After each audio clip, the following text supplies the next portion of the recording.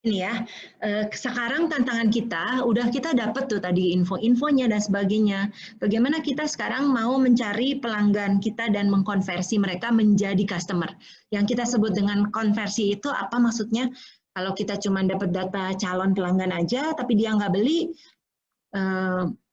kan ngapain juga gitu. Pada akhirnya kan kita mau dapat calon pelanggan itu dan mereka akan membeli dari kita ya, walaupun kita nanti akan melihat bagaimana proses itu kita bisa kerjakan ya. Oke, nah pada saat kita menghasilkan lead ya, lead ini adalah calon pelanggan ya. Kita istilahnya lead kalau di digital marketing, di marketing selalu kita pakai istilah lead ya. Jadi kamu jangan bingung kalau lihat istilah ini.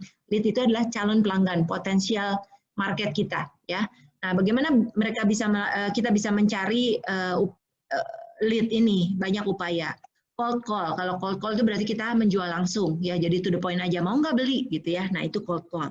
Kita bisa juga advertise, pasang iklan. Kita ada produk ini, kemudian mudah-mudahan ada customer yang tertarik gitu ya. Kita bisa juga referral, misalnya referensi yang lain. Misalnya Kevin nanya ke Fania, Van paling bagus handphone yang mana ya, gitu ya misalnya gitu ya. Fania jawab, oh bagusan Samsung, misalnya gitu ya. Wah bisa aja, itu kan jadi kayak referral. Apalagi beli kemana ya. Kalau sebagai ambasador, ya biasanya sih ambasador ini ya mereka mempromosikan produk tertentu karena mereka menyukai itu ya. Jadi kayak saya sendiri, sebetulnya saya informal ambasador dari Rudy Project ya, produk kacamata untuk bersepeda. Jadi kalau saya ditanya kacamata yang paling bagus apa, saya pasti jawabnya Rudy Project. Kenapa? Karena memang saya suka produk itu, saya pakai produk itu. Dan saya selalu rekomendasikan kepada yang lain ya. Dan ini boleh disebut referral. Karena apa? Karena saya merekomendasikan kepada teman saya yang berminat beli. Oke. Selanjutnya list purchase. List purchase itu mungkin dari daftar pembelian ya, daftar pembelian. Anggap aja misalnya ada resep bikin cheesecake gitu ya. Nanti ada ini dan seringkali kalau resep-resepnya sekarang pinter kan. Saya nggak tahu nih kalian ada yang senang hobi masak nggak? Misalnya kalian pergi ke Coopet, nanti kadang-kadang Coopet bilang, oh cheesecake cheese-nya itu merek Anchor misalnya, atau merek apa. Nah itu sebetulnya agak-agak sedikit upaya untuk mendapatkan leads gitu ya. Kemudian telemarketer, kalau telemarketer itu bisa ngelponin ya. Saya paling sering diteleponin sama yang nawarin KTA, kredit tanpa agunan ya, dari bank-bank value ya, sampai pusing kan. Sering banget mereka telepon saya. Jadi ini adalah upaya telemarketer untuk menjual sesuatu. Selanjutnya organic search result. Nah, organic search result itu berarti kalian search di search engine keluar gitu ya, apa aja. Nah, yang disebut organik itu yang mana? Yang bukan iklan ya, karena kan si Google itu ya, nanti kita akan bahas sebetulnya nanti pas kali kita ngomongin search engine marketing ya. 3 paling atas itu bayar, perusahaan tuh bayar untuk bisa muncul di yang paling atas itu. Biasanya di bawahnya baru organik. Nah, itu yang kita baru sebut organik. Kalau kita bisa muncul di organik itu bagus banget. Okay? Karena akan menjadi exposure-nya itu tinggi gitu ya, terhadap calon-calon customer. Selanjutnya tracking web page visit. Nah ini juga ya. Jadi kalau customer itu biasanya mau beli sesuatu, mereka akan mencari info. Nah cara mencari infonya biasanya gimana? Search ya. Terus nanti ketemu sama web. Oh web ini saya pengen tahu. Diklik webnya lah dan keluarlah informasi itu. Dan biasanya perusahaan akan nge-track mendapatkan jejak digital gitu ya, IP address ke, lokasi di mana ke gitu ya, yang dari customer yang masuk ke website mereka. Ya, jadi ini juga termasuk adalah leads ya yang bisa kita dapatkan. Yang terakhir adalah trade show. Trade show adalah misalnya expo ya. Jadi saya dengan pengalaman saya di Kurs Indonesia itu saya jualan license dari Buka Club Fitness. Nah, saya pernah ikut expo sekitar berapa kali ya, 5 kali gitu. Menarik sih. Ternyata pada saat saya ke sana banyak sekali itu franchise makanan ya. Waduh, luar biasa ya. Dan kadang-kadang saya terkejut juga dengan keberanian mereka ya. Tapi saya sangat salut ya, karena saya lihat banyak anak muda nih seperti kalian ya. Makanya kalian juga harus agak berani ya. Kalian harus sedikit ambisi lah, punya ambisi untuk mencapai sesuatu larger than yourself gitu ya. Jadi saya lihat pas di trade show saya tanya ini berapa sih invest misalnya kopi, susu apalah gitu ya. Kalau mau buka gerai ini butuh modalnya 60 juta lah, 60 juta. Nanti tingkat pengembalian sekian. Nah, seperti saya yang bertanya seperti itu, nanti mereka akan tanya, saya minta nama-nama teleponnya dong. Nah, disitulah nanti akan didapatkan leads. Ya, dan leads ini biasanya kalau nggak nama, nomor telepon, email, gitu ya. Jadi udah ada daftarnya dan nanti kita bisa pakai untuk kita coba kejar sebagai calon pelanggan yang dikonversi menjadi pelanggan untuk membeli produk kita. Ya, jadi ini menarik ya proses ini ya. Saya nggak tahu seberapa pernah Anda berpikir sampai sejauh ini, tapi menurut saya ini sangat penting ya. Dan saya pengen banget ngajak kalian open your eyes gitu ya. Bahwa untuk mendapatkan daftar ini it's very not easy gitu ya, susah gitu ya, susah tapi bisa gitu ya, bukan nggak bisa bahkan ketika kamu nggak punya pelanggan, oke? Jadi ini penting untuk diketahui. Oke, nah apa sih elemen yang bisa membantu kita menghasilkan leads? Biasanya pertama kita ada penawaran, misalnya download buku e-book dengan gratis, masukkan nama dan email Anda, gitu aja. Udah dapat nanti perusahaan yang nyediain e-book itu akan dapat daftar nama dan nomor telepon. Ya, kalian nggak tahu nih, kalian suka nggak misalnya lihat giveaway gitu ya, giveaway.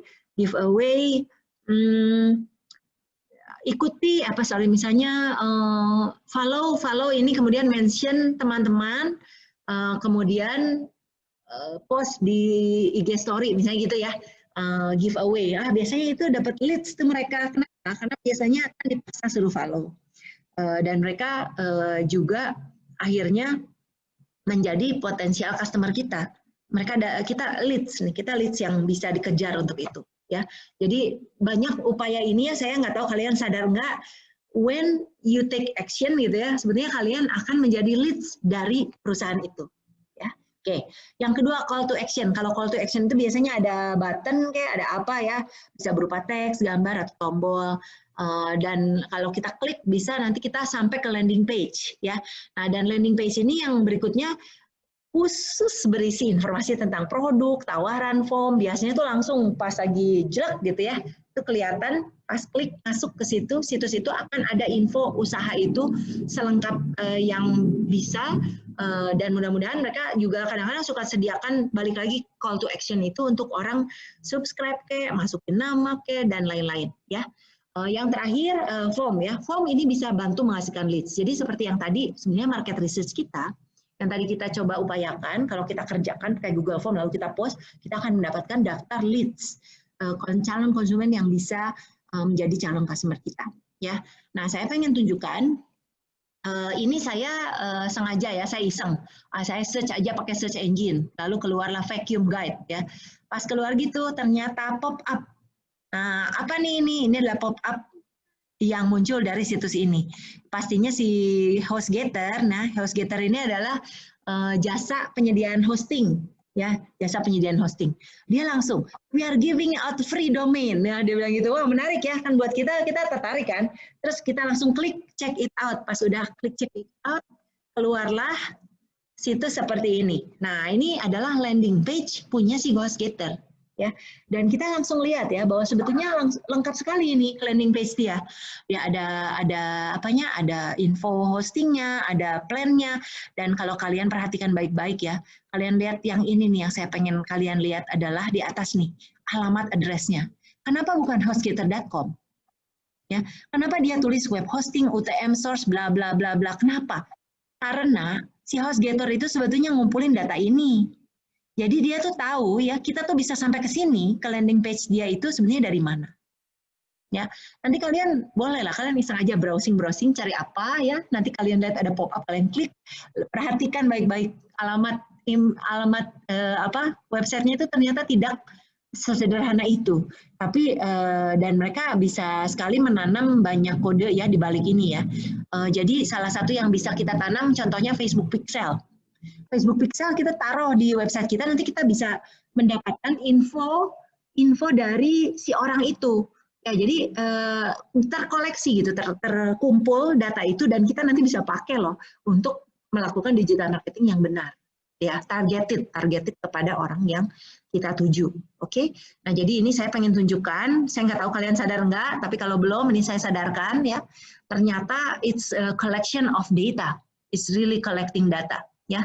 Nah, saya juga pengen menunjukkan ini dari perusahaan di mana saya bekerja ya. Nah, ini adalah situs Kurs Indonesia ya.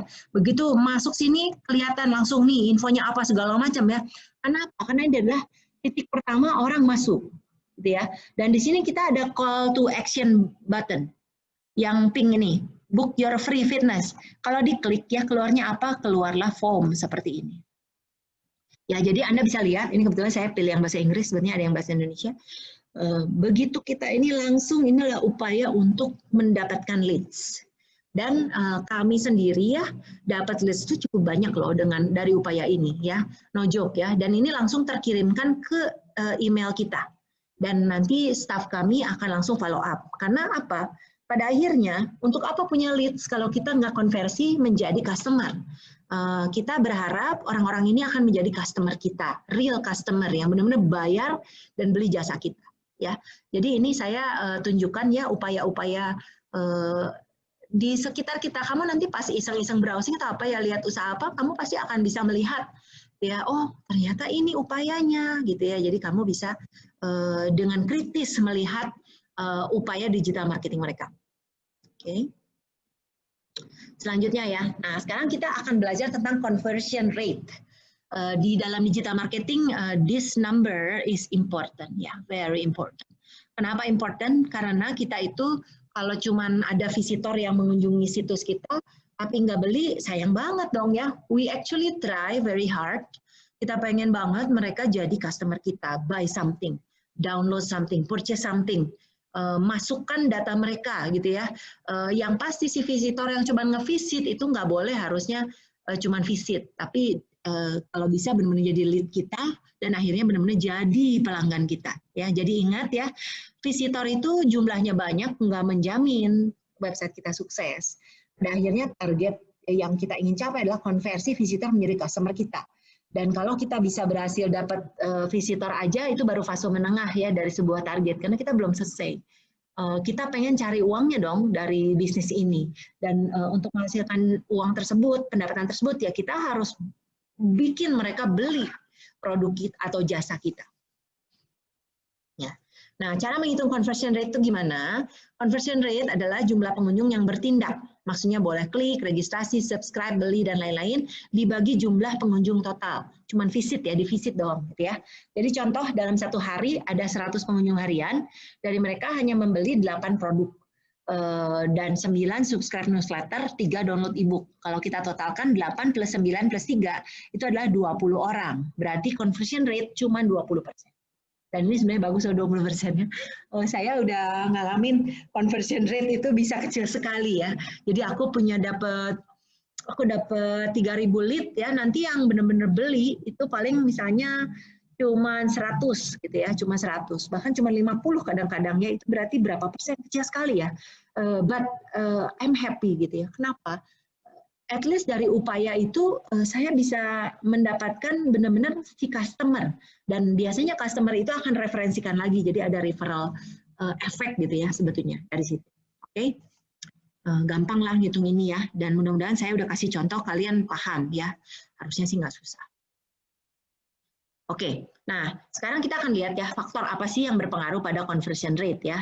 Nah ini saya bagi dua secara umum. Yang pertama adalah personal experience factors ya, yaitu faktor dari personal experience si visitor itu ya, kalau yang di luar, kalau yang sebelah sini adalah environmental dan conditional, sesuatu yang berada di luar dari si orang itu gitu ya. Memang banyak faktor ya, kita nggak bisa pungkiri ya. Nah, kita sekarang lihat ya apa aja sih faktor-faktor ini ya. Yang pertama, personal experience factor. Kita bisa bagi dalam 6 kategori ini ya. Ada planning, ada structure, ada momentum, ada communication, ada value, ada customer support. Ya, untuk planning, pada saat si orang itu mengalami exposure terhadap situs kita, apakah dia bisa melihat value proposition-nya? Ya, apakah bisa melihat itu? Ya, jadi kalau kayak contoh tadi Curves, atau host ya, HostGator ya tadi ya bisa lihat, oh ada free something gitu ya. Kalau saya klik saat itu dan itu akan berpengaruh orang akan bertindak atau tidak. Yang keluar struktur. Struktur, apakah sudah bagus desain situsnya, informasinya ada tersedia, teknologinya maksudnya websitenya nggak gampang down atau gimana ya. Kemudian juga apakah itu mendukung proses penjualan dan pembelian ya. Seringkali orang terus terang ya, aku kadang-kadang pas mau belanja apa, mending susah gitu ya. Bisa nggak jadi loh saya beli barang itu ya, padahal saya udah lihat senang. Susah ya, jadi akhirnya saya nggak jadi beli. Oke. Yang ketiga, momentum. Apakah situs sudah melibatkan pengunjung dan meyakinkan mereka membeli produk ya.